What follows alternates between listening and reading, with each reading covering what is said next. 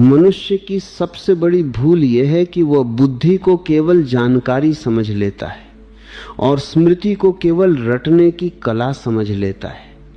इसी गलतफहमी ने पूरी शिक्षा व्यवस्था को बीमार बना दिया है। स्कूलों में बच्चों को सिखाया जाता है कि ज्यादा याद रखो, ज्यादा अंक लाओ, और जो सबसे अधिक याद रख ले वही बुद्धिमान है। लेकिन मैं तुमसे कहता हूं, स्मृति और बुद्धि दो अलग अलग आयाम हैं।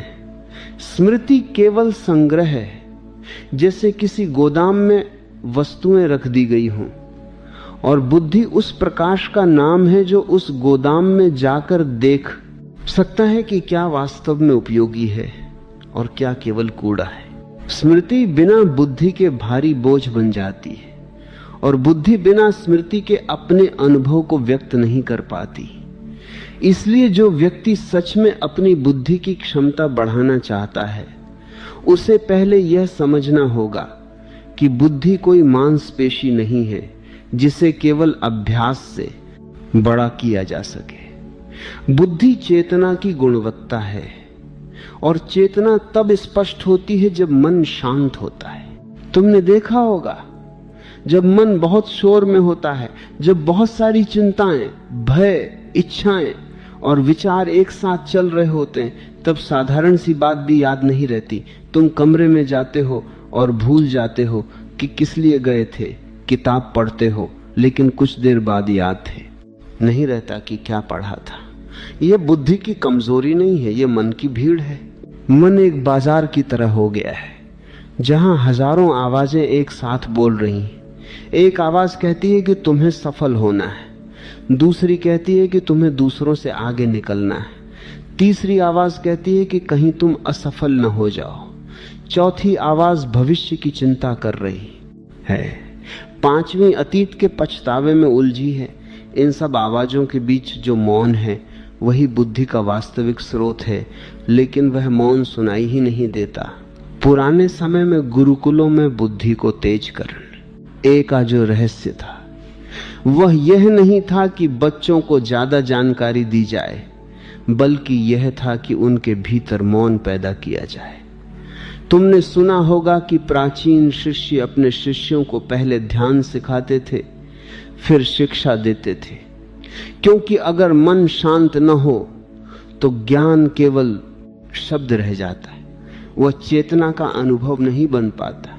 मैं तुम्हें एक छोटी सी घटना बताता हूं। मुल्ला नसरुद्दीन एक दिन बहुत परेशान था। वह बाजार में घूम रहा था और हर आदमी से पूछ रहा था, क्या तुमने मेरी चाबी देखी? लोगों ने पूछा, चाबी कहां खोई?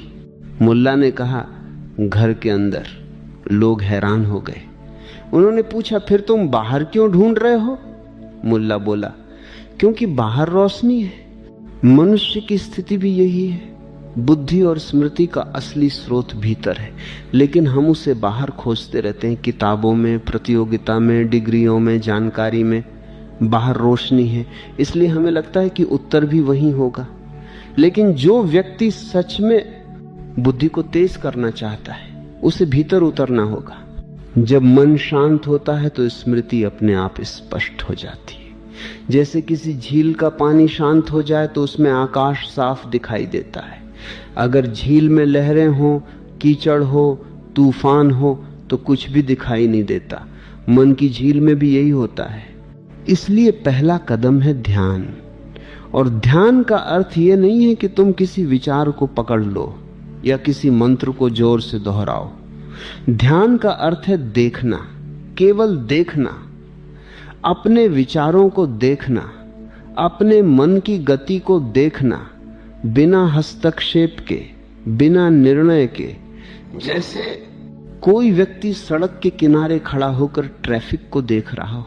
धीरे धीरे एक अद्भुत बात होती है।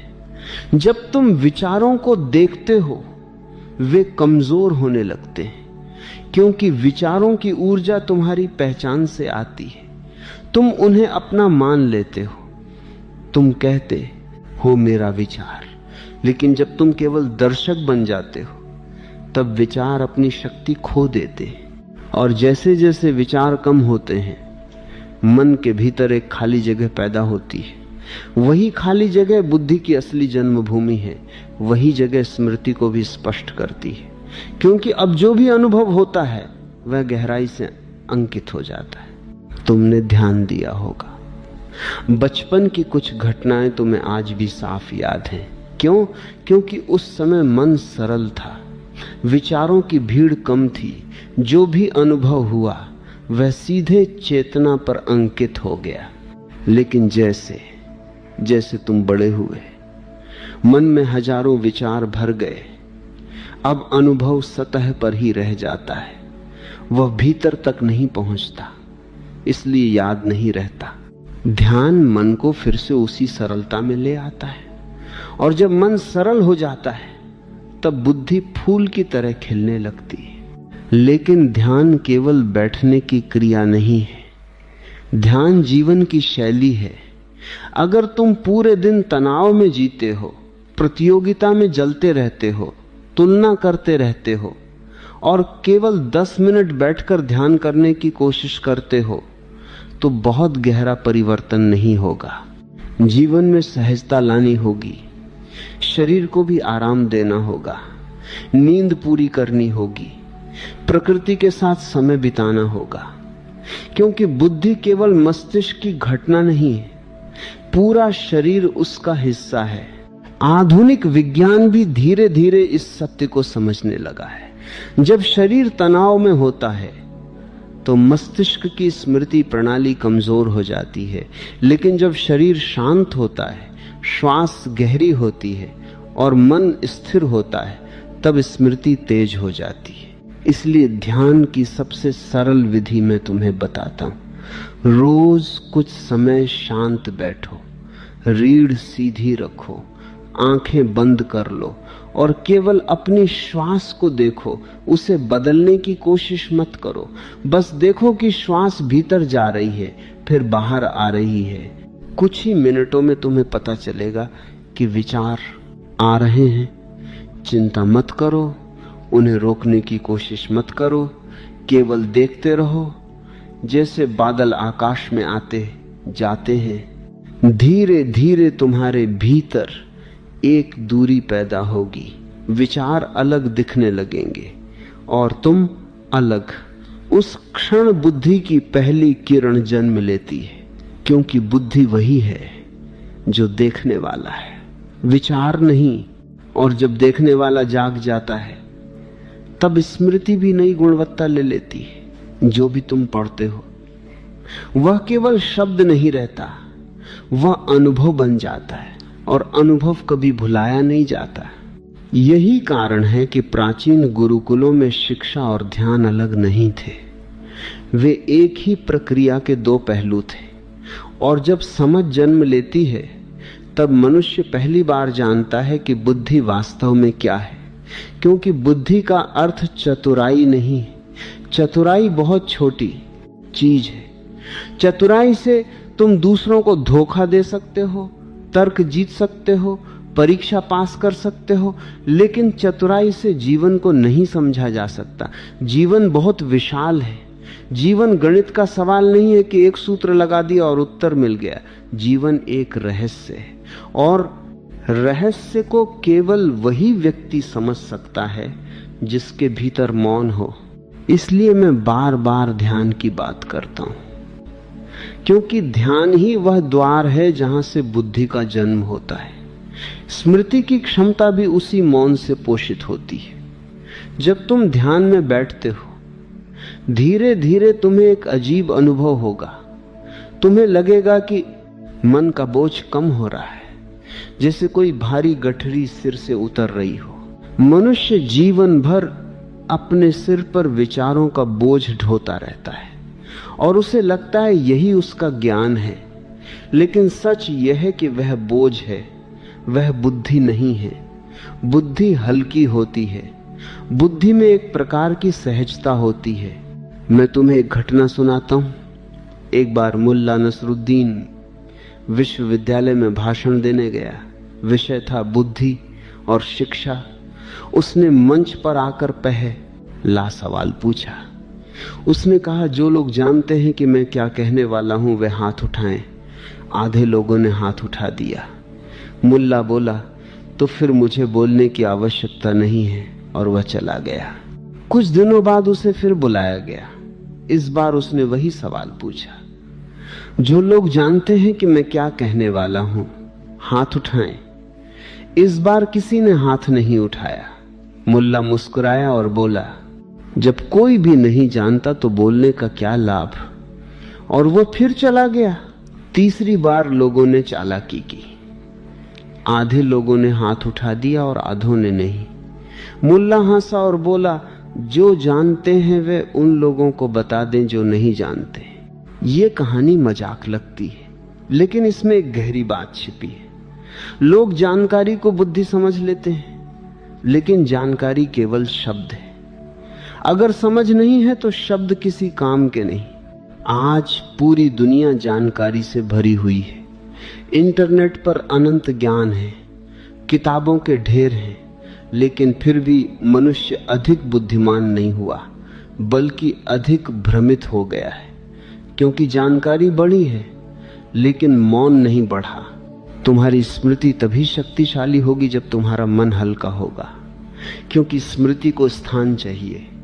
अगर मन पहले से ही हजारों विचारों से भरा है तो नया अनुभव कहां ठहरेगा। इसे ऐसे समझो, अगर किसी कमरे में पहले से ही बहुत सामान भरा हो तो वहां नया सामान रखना कठिन हो जाता है।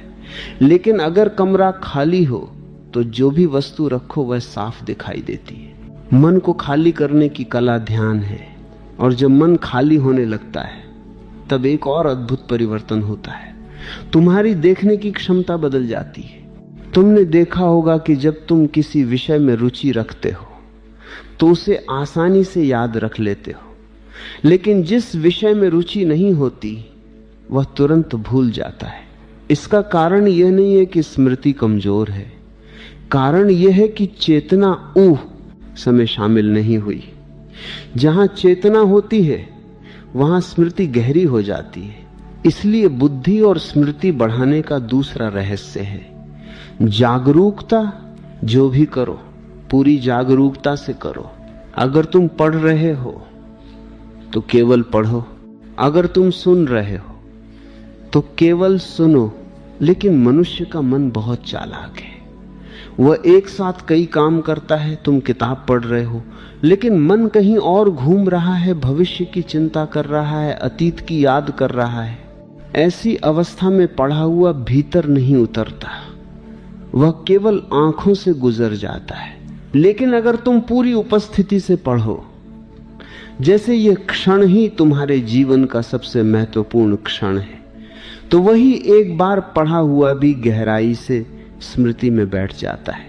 पुराने समय में शिष्य जब गुरु की बात सुनते थे तो वे पूरी उपस्थिति से सुनते थे, क्योंकि वे जानते थे कि यह केवल शब्द नहीं है, यह अनुभव है। और अनुभव को याद रखने के लिए रटना नहीं पड़ता। तुम्हें अपनी मां का चेहरा याद रखने के लिए कोई अभ्यास नहीं करना पड़ता, क्योंकि वह अनुभव गहरा है। उसी तरह अगर ज्ञान भी अनुभव बन जाए तो वह कभी नहीं भूलता। लेकिन इसके लिए जीवन की गति को थोड़ा धीमा करना होगा। आधुनिक मनुष्य बहुत जल्दी में है, उसे सब कुछ तुरंत चाहिए, ज्ञान भी तुरंत चाहिए, सफलता भी तुरंत चाहिए। लेकिन बुद्धि कोई इंस्टेंट चीज नहीं है। बुद्धि धीरे धीरे पकती है, जैसे कोई फल धूप में पकता है। ध्यान उस धूप की तरह है और समय उसका मौसम है। अगर तुम धैर्य से ध्यान करते रहो तो धीरे धीरे मन के भीतर एक गहराई पैदा होती है। उस गहराई में स्मृति भी स्थिर हो जाती है। तुम देखोगे कि जो चीजें पहले याद नहीं रहती थी अब सहज याद रहने लगी, क्योंकि अब मन में जगह है। और एक तीसरा रहस्य भी है जिसे लोग अक्सर भूल जाते हैं, वह शरीर की ऊर्जा। मस्तिष्क शरीर का ही हिस्सा है। अगर शरीर थका हुआ है, अगर शरीर में ऊर्जा नहीं है तो बुद्धि भी सुस्त हो जाती है। इसलिए पुराने समय में शिक्षा केवल किताबों तक सीमित नहीं थी, उसमें योग था, व्यायाम था, प्रकृति के साथ जीवन था। शिष्य सुबह जल्दी उठते थे, नदी में स्नान करते थे, जंगल में चलते थे।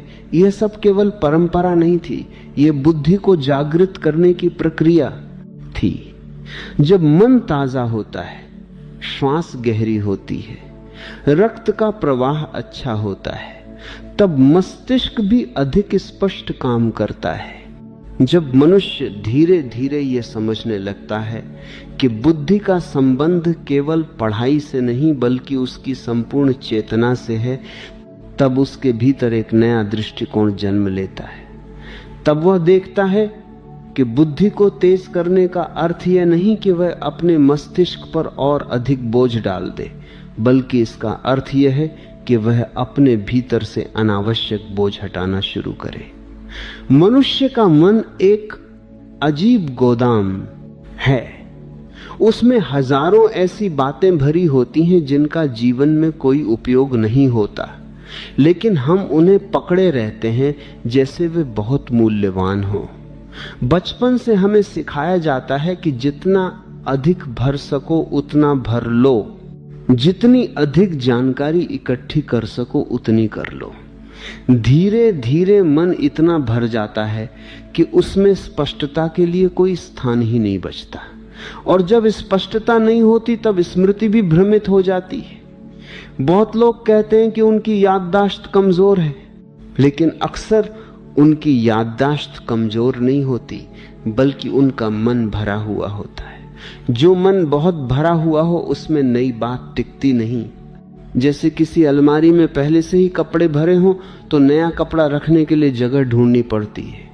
इसलिए बुद्धि और स्मृति बढ़ाने का एक बड़ा रहस्य है अनावश्यक चीजों को छोड़ना सीखना, मन को हल्का करना। यह त्याग किसी धार्मिक नियम के कारण नहीं बल्कि आंतरिक स्वच्छता के कारण है।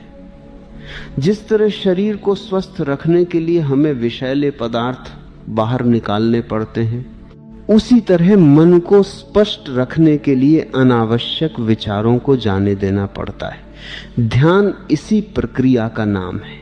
ध्यान कोई क्रिया नहीं बल्कि एक अवस्था है जिसमें मन धीरे धीरे साफ होने लगता है। जब तुम शांत बैठते हो और अपने विचारों को केवल देखते हो, तब तुम पहली बार अनुभव करते हो कि विचार वास्तव में तुम्हारे नहीं हैं। वे आते हैं और चले जाते हैं। वे आकाश में बादलों की तरह हैं।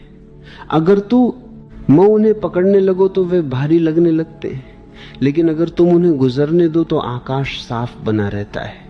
मनुष्य की बुद्धि उस साफ आकाश की तरह है। उसमें प्रकाश स्वाभाविक रूप से मौजूद है।